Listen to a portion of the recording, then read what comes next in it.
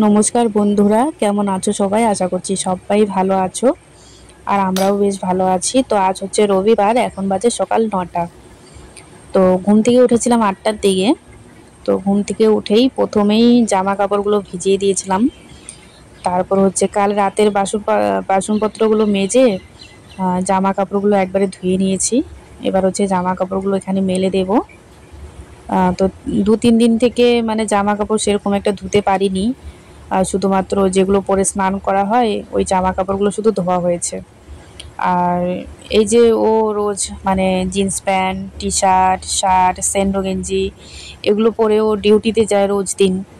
তো রোজ কিন্তু ও জামা কাপড় চেঞ্জ করে, মানে আজকে যে জিন্স প্যান্ট বা টি শার্টটা পরে গেল, কালকে আর সেই টি শার্টটা আর সেই জিন্স প্যান্টটা কিন্তু পরবে না, কালকে সেটাকে ধুয়ে দিতে হবে এরকম। তো ও তো খুলে খুলে রেখে দিয়েছে, আর আমার শরীরটা ঠিক ছিল না, ধুতে পারিনি। তার জন্য আজকে সবগুলো মানে ২-৩ দিনের কাপড় একবারে বের করে নিয়েছি। এখানে শুধু আমার একটা ব্লাউজ আছে, বাদ বাকিগুলো সব ওর কাপড়। যদিও স্নান করার পর আমি যখন স্নান করব তারপর তো আমারও জামা কাপড় কিছুটা বের হবে আর কি। তো সকালবেলা ওর কাপড়গুলো ধোয়া হয়ে গেল, পরে আর কোনো চাপ নেই। এই মোটা মোটা টি শার্ট, মোটা মোটা মানে মনে করো জিন্স প্যান্ট, এগুলো না মানে বেশি লেট করে ধুয়ে দিলে শুকায় না।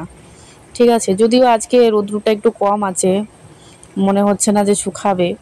তো যাই হোক, যতটা শুকাবে শুকাবে। আর রাত্রিবেলা মানে ফ্যান তো চালানোই থাকে, রাত্রিবেলা একটু ঘরে মেলে দেব, শুকিয়ে যাবে আর কি।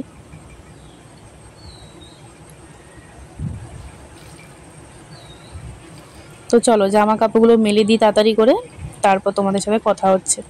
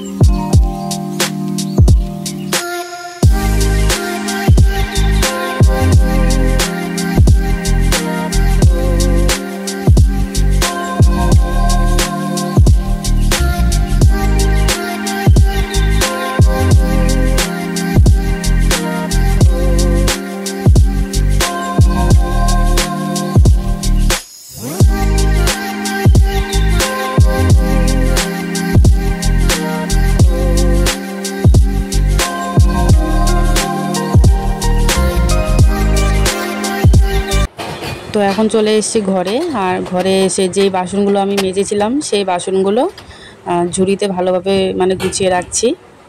গুছিয়ে রাখলে বেশ ভালো লাগে দেখতে, তাই না? আর গ্যাস ওভেনটাও মুছে নেব। কালকে তো রুটি আলুর তরকারি করা হয়েছিল রাত্রেবেলা, তো গ্যাস ওভেনটা নোংরা হয়ে গেছে। গ্যাস ওভেনটা খুব সুন্দর করে মুছে নেব। আর তারপর হচ্ছে ঘর দোরগুলো মানে ঝাড়ু দিতে হবে, উঠান ঝাড় দিতে হবে।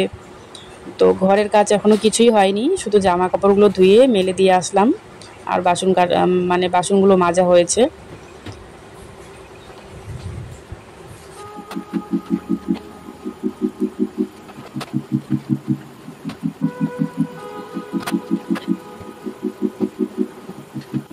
তো ঘরদোর ঝাড়ু দেওয়া হয়ে গেছে, আর উঠোনটাও ঝাড়ু দিয়ে এলাম। মানে উঠোন ঝাড় দিতে গিয়ে আমার যা অবস্থা হয়েছে কি বলবো আর তোমাদেরকে। মানে এত ঘেমেছি আমি, মানে আমার নাইটি ঘাম দিয়ে একদম ভিজে গেছে, মনে হয় যে স্নান করে এসেছি এমন লাগছে। কতক্ষণে স্নান করতে পারবো এরকম একটা মানে লাগছে, যে কতক্ষণে এই কাজগুলো সেরে সকালের খাওয়া দাওয়াটা করে কতক্ষণে স্নান করতে পারবো। তো দেখো বিছানাটা গুছিয়ে নিচ্ছি। ও একটু আগে ঘুম থেকে উঠে স্নান করতে গেল। তো এদিকে আমি লাল চা বানিয়ে নিচ্ছি। তো আজকে আর কিছু করব না, মানে লাল চা আর সাথে হচ্ছে মুড়ি খাবো। মানে মুড়িটা হচ্ছে ঝুরি ভাজা দিয়ে মাখবো। তো মুড়ি মাখা আর হচ্ছে সাথে লাল চা। এটাই হচ্ছে আজকে সকালের খাওয়া দাওয়ার। এখন তো 10টা বেজে গেছে, চা খেতে খেতে 10:30 বেজে যাবে। তো চা খেয়ে দিয়ে ও চলে যাবে ডিউটিতে, আর ঘরে কিচ্ছু সবজি খরচ নেই। তো দেখা যাক ও কি নিয়ে আসে, তারপর হচ্ছে রান্নাবান্না হবে আর কি। যদিও রান্নাবান্না করার আগে এখনও স্নান বাকি আছে, ঘরটা মুছতে হবে। আর সকালের খাওয়া দাওয়া তো মাত্র রেডি হচ্ছে, সকালের খাওয়া দাওয়াটা বাকি আছে।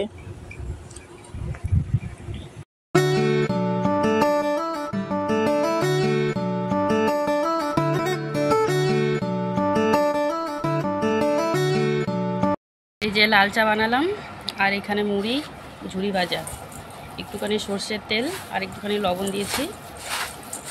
পেঁয়াজ টেয়াজ কিছু দিলাম না। বেলা হয়ে গেছে 10টা 19 বাজে, এখন খাবো আমরা চা।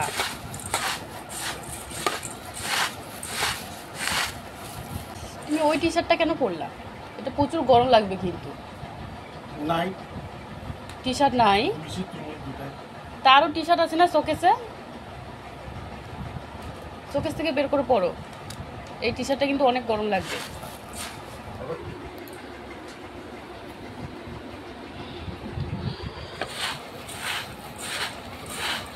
এত গরম, কিছু খেতে ইচ্ছা করছে না।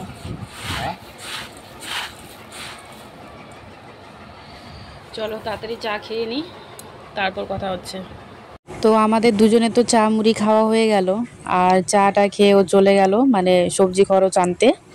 সবজি খরচ এনে দিয়ে তারপর ও চলে যাবে ডিউটিতে। আর এদিকে আমি ঘর দরগুলো খুব সুন্দর করে মুছে নিলাম, আর এবার সিঁড়িটাও মুছবো। তারপর হচ্ছে স্নান করতে যাব, আর দেখা যাক ও কি নিয়ে আসে, তোমাদেরকে পরে দেখাচ্ছি। তো কারেন্ট তো এখনও আসেনি, আর এদিকে আমি দেখো সিঁদুর টিপ দিয়ে নিয়েছি, আর তাছাড়া কিন্তু কিছুই দিইনি। ওকে বলেছিলাম একটা ক্রিম নিয়ে আসতে, ক্রিম আনেনি, কথা শোনে না, কি বলবো আর, ভুলে যায়। এক দুটা মনে করো দুটা জিনিস আনতে বললে একটা জিনিস নিয়ে আসবে আর একটা জিনিস ভুলে যাবে, এরকমই। তো চলো কি নিয়ে এসছে এগুলো একটু আমিও দেখি আর তোমাদেরকেও একটু দেখাই। এই যে এখানে আছে ভটবটি আর কাঁকরোল আছে। কাঁকরোলটা যে কেন নিয়ে আসে, একদিন না কাঁকরোলটা আমার একদম খেতে ইচ্ছে করছে না। যখন নতুন নতুন বেরিয়েছিল তখন খেয়েছি অনেকবার, এখন আর ইচ্ছে করে না। এখন ভটবটিটা একটু টেস্ট লাগে, ভটবটিটা ভালোই লাগে বেশ। আর এই যে এখানে চিকেন আছে মনে হয়, অল্প একটু চিকেন নিয়ে এসছে। এই গরমের মধ্যে যে কেন চিকেন টিকেন নিয়ে আসে বুঝি না আমি, সত্যি নিয়ে এসছে, রান্না তো করতে হবে, কি করা যাবে আর। চলো ভাতটা বসিয়ে দেবো তাড়াতাড়ি। আজকে চালটা ভিজিয়ে রাখতে ভুলে গেছি জানো, ভিজিয়ে রাখলে অনেক তাড়াতাড়ি হয়ে যায় ভাতটা, অনেক ঝরঝরে হয়, কি করা যাবে আর।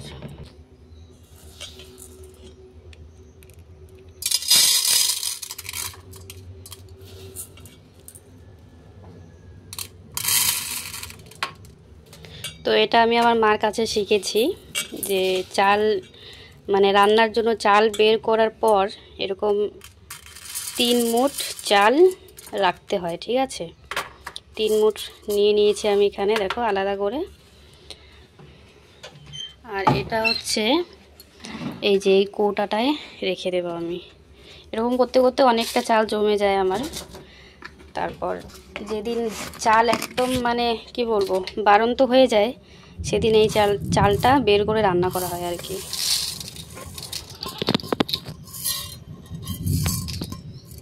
এই যে এখানটায় রাখি আমি। তো এটা আমি আমার মার কাছে শিখেছি। তোমরা কারা কারা এই নিয়মটা করো আমাকে কমেন্টে জানাবে। আমার মনে হয় এটা সবাই করে, যারা জানে সবাই করে। মানে রান্নার জন্য চাল বের করার পর এরকম 3 মুঠ চাল রাখতেই হয়। ভালো করে ধুয়ে নেব চালটা। চলো চালটা ভালো করে ধুয়ে বসিয়ে দিই, তারপর কথা হচ্ছে। ধুয়ে নিয়েছি, চালটা ধুয়ে ভাতটা বসিয়ে দিয়েছি আর কি। চিকেনটা ঢেলে নেবে।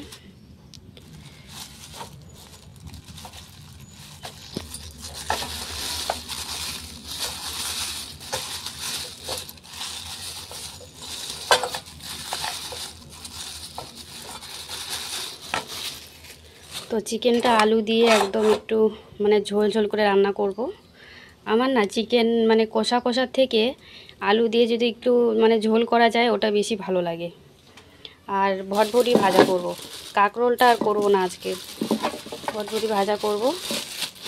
চলো ভটভটিটা কেটে নেব এখন।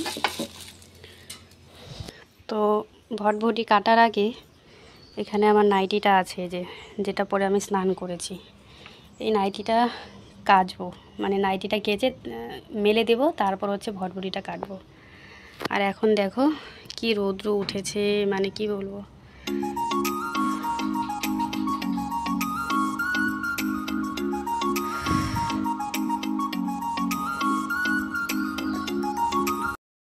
তো আমার নাইটিটা কেচে দিয়ে আসলাম, কেচে একবারে মেলে দিয়ে আসলাম। আর এখন একটু না লেবু শরবত করব, চিনি আর নুন দিয়ে দিয়েছি এখানে, আর এখন লেবুর রস দেব।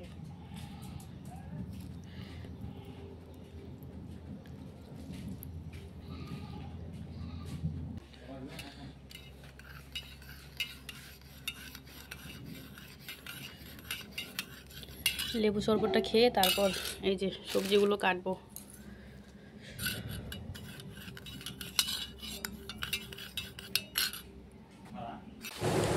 তো দেখো এক গ্লাস লেবু শরবত খেয়ে নিয়েছি। আর এখন হচ্ছে মানে বটবটিগুলো কেটে নেব বটবটি ভাজা করার জন্য। আর ওইদিকে তো ভাত হচ্ছে।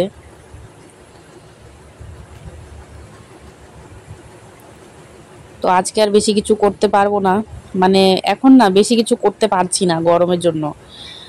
মানে বেশি কিছু রান্নাও করতে ইচ্ছা করে না, আর খেতেও ইচ্ছে করে না। তার জন্য মানে এক পদ দু পদ এইভাবেই আর কি চলছে কয়েকদিন থেকে, ঠিক আছে। তো চলো তাড়াতাড়ি করে মানে ভটভটিগুলো কেটে নিই, সবজিটা তারপর বসিয়ে দেব।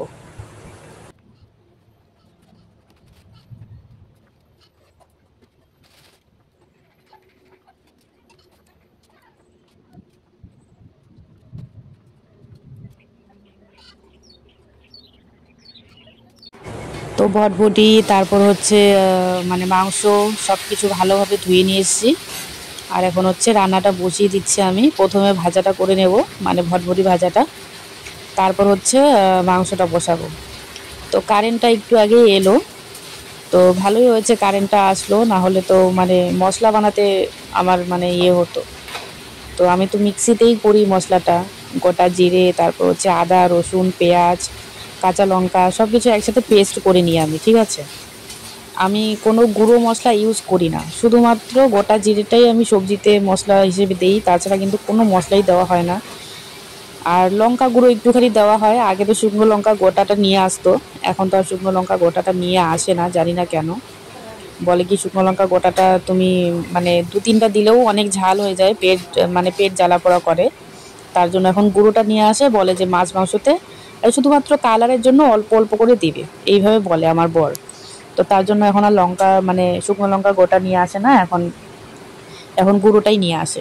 শুধুমাত্র মাছ মাংসতে দেওয়া হয় বা ডিম সয়াবিন এসব রান্না করলে মানে একটু লঙ্কা গুঁড়ো না দিলে না ঠিক ভালো লাগে না, তাই না? খেতেও অত বেশি ভালো লাগে না, আর দেখতেও সুন্দর লাগে না। তো চলো তাড়াতাড়ি রান্না বান্না করে নিই।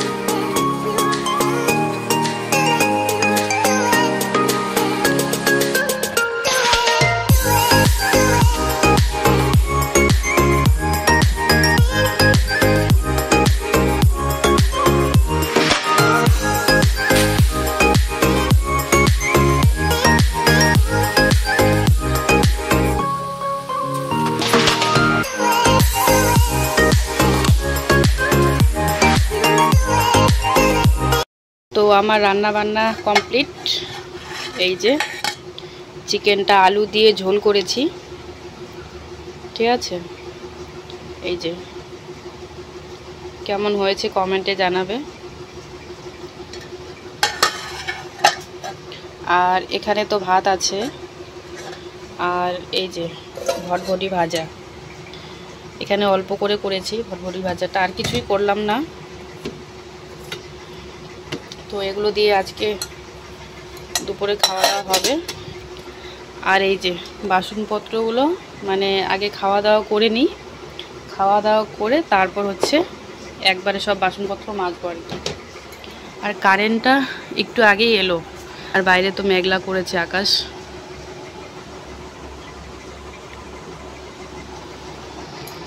তো চলো তাড়াতাড়ি করে খাওয়া দাওয়া করে নেবো। এখন খাওয়া দাওয়া করে তারপর তোমাদের সাথে কথা হচ্ছে। তো এখন বাজে বিকেল 3:30। তো খাওয়া দাওয়া করে কিছুক্ষণ শুয়েছিলাম, আর তারপর আমার এক কাস্টমার এলো। এই যে এই ড্রেসটা দেখছো, এই ড্রেসটা কিন্তু আমি বানিয়েছিলাম, ঠিক আছে, মানে কাস্টমারের জন্য। তো নিয়ে গেছে, এবার মাপ তো দেয়নি, মানে 3 বছরের বাচ্চার আর কি। এই ফ্রকটা বলেছিল আইডিয়া করে বানাতে, তো আমি তো বাচ্চাটাকে একবারও দেখিনি। এবার আমি বানিয়েছি, কিন্তু বাচ্চাটা অনেকটা লম্বা, তার জন্য ফ্রকটা একটুখানি শর্ট হয়ে গেছে। মানে বডিতে এমনি ঠিক আছে, সব কিছুই ঠিক হয়েছে, শুধু মানে শর্ট হয়েছে একটুখানি। তো সেটা নিয়ে এসছে, আমি বলেছিলাম যদি কোনো প্রবলেম হয় তাহলে নিয়ে আসবে। তো আজকে এসছে এবং বাচ্চাটাকেও নিয়ে এসছে। তো এখন আমি মানে মাপ টাপ নিয়ে তারপর একটু মানে বাড়িয়ে দিচ্ছি আর কি লম্বাটা। তো কাস্টমার কিন্তু সাইডে বসে আছে, আর আমি এদিকে করে দিচ্ছি সেলাইটা। তো বলেছিল যে আজকে যদি না হয় তাহলে অন্য দিন নিতে আসবে। তো অনেক দূর থেকে এসছে কাস্টমার। তো আমি বললাম যে এত দূর থেকে কেন আবার আসবে, আমি করে দিচ্ছি, এখন তো আর কোনো কাজ নেই, এখন তো এমনি শুয়েই ছিলাম আমি, তাই তো। তাই আমি বললাম যে এখনই করে দিচ্ছি, তুমি নিয়ে যাও, শুধু শুধু এত দূর থেকে আবার আসতে হবে না। তো দেখো ফ্রকটা কতটা সুন্দর লাগছে। এই ফ্রকটা কিন্তু আমি একটা ভিডিওতে দেখিয়েছিলাম তোমাদেরকে, যদিও সেদিন জানি না কেন ভিডিওটা একদমই ভালো হয়নি, মানে ঘোলা ঘোলা লাগছিল দেখতে, অত বেশি বোঝা যায়নি আর কি। কিন্তু ফ্রকটা কিন্তু খুবই সুন্দর হয়েছে।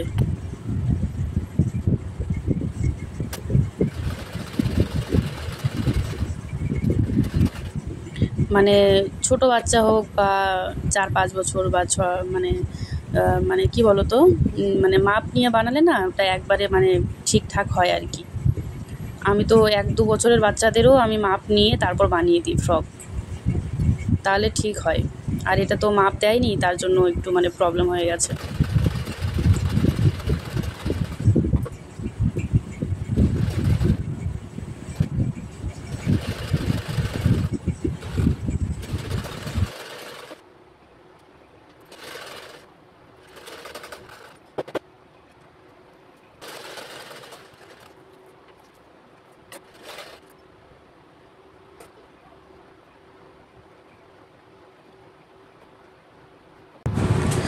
তারপর বিকেলবেলা মানে যা যা কাজ থাকে, এখন কিন্তু প্রায় মানে 5টা বাজে, 5টা 5:30। তো ঘর দরগুলো ঝাড়ু দিয়ে নিয়েছি, আর বাইরে যত জামা কাপড় ছিল সেগুলো নিয়ে এলাম। যদিও জামা কাপড়গুলো একটু একটু ভেজা আছে, তো ওর জিন্স প্যান্টগুলো তো মানে অনেকটাই ভেজা। তো সারা রাত তো ফ্যান চালানো থাকে, তার জন্য আমি আলনাতে দিয়ে রাখলাম জিন্স প্যান্টগুলো, তাহলে ফ্যানের হাওয়াতে শুকিয়ে যাবে। আর টি শার্টগুলো শুকিয়েছে, তবুও হালকা হালকা ভেজা আছে। তো জামা কাপড়গুলো মেলে দিলাম, আর আমার 2 কাস্টমার আবার চলে এসছে, দেখো, মানে কুর্তি সেলাই করার জন্য, ফিটিং করার জন্য, আর মানে হাতা লাগাবে আর কি কুর্তিতে। যদিও আজকে নেবে না, কালকে নেবে। তারপর আমি বলছিলাম যে হাতাটা আমার মাপে সেলাই করে দেবো। তারপর দেখো কাস্টমারগুলো হাসছিল আমার হাত দেখে। কি অবস্থা বলো তো, মানে যার মানে এই যে যে দেখাচ্ছে, ও বলছিল যে একটু ঢিলা হলেও চলবে। তারপর আমি বললাম যে ঠিক আছে তাহলে, মানে আমার হাতের মাপ দিয়ে আমি করে দেবো। তারপর হাসছিল, বললো ঠিক আছে করে দাও, কোনো ব্যাপার না, একটু ঢোলা হলেও চলবে।